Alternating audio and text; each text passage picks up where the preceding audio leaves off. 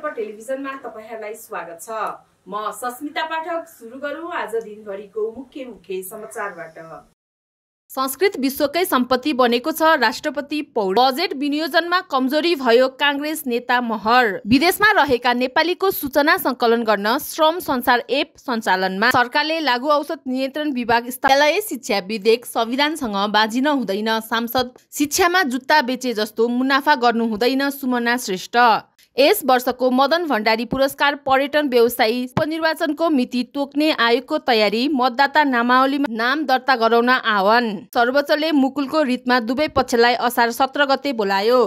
झाडा पखाला र ज्वरोको बिरामी बढे। लेबनानमा इजरायली हवाई आक्रमणबाट हिजबुल्लाहका 2 सदस्यको मृत्यु। भारतको हिमाचलमा बादल फाटेर बाढी आउँदा कम्तीमा 2 जनाको ज्यान गयो। दक्षिण अफ्रिकाले डुसेनको त्रिदेशीय T20 श्रृङ्खला खेल्ने।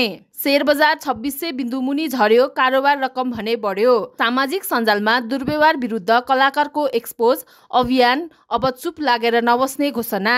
दर्शकबिन तपाईहरुलाई आजको समाचार कस्तो लाग्यो त कमेन्ट बक्समा गई कमेन्ट गर्नुहोला। साथै हाम्रो च्यानललाई सब्स्क्राइब गरी हामीलाई प्रोत्साहन गर्न नभुल्नुहोला। धन्यवाद।